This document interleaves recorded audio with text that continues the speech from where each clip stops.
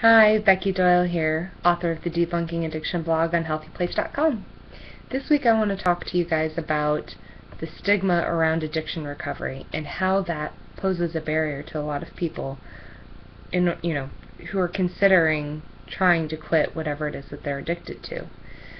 In my experience, I've met quite a few people who think, I should be able to lick this by myself. I'm not weaker than a substance. I'm not weaker than a cigarette. I can handle this. And it's so ingrained in us from a very early age throughout society that if we aren't able to solve our problems on our own, then we're somehow weak or less than the people around us. And I think it's really important to identify that there are some situations where you need to ask for help. For instance, you wouldn't try to move your entire home across country by yourself, now would you? I mean, let's think about it. There are a lot of different things that have to be done when you're moving cross country. You have to pack up everything that you own, the fragiles, everything needs to be marked accordingly. You need to buy the boxes somewhere.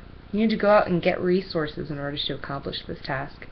And then chances are, if you're moving an entire home, there's a lot of furniture in that, and you probably need a big 16-foot truck, or bigger, 16-wheeler. And in that case, you need to hire someone to do the actual transportation of all of your belongings.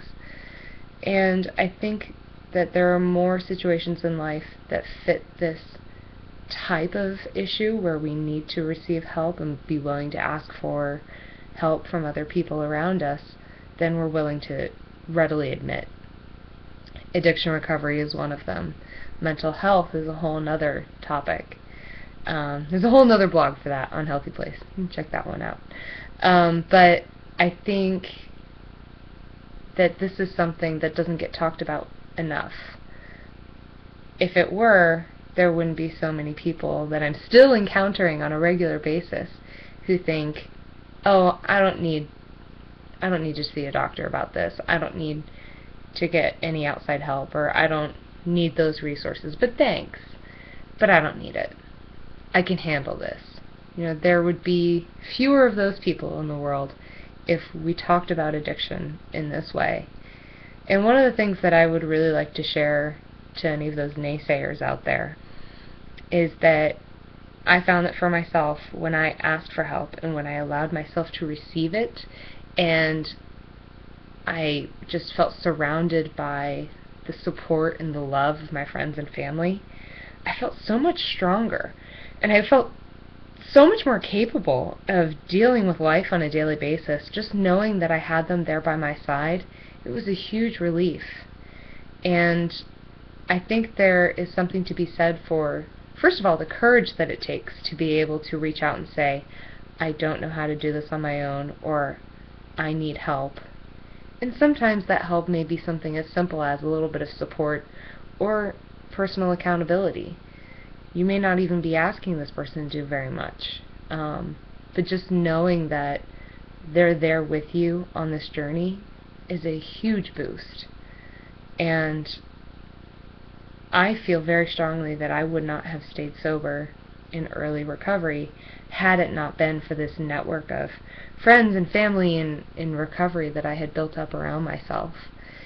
And if there's anyone out there who's trying to just power through and logic their way through giving up some sort of addiction that they have, I would really, really strongly encourage those people to just try asking for help.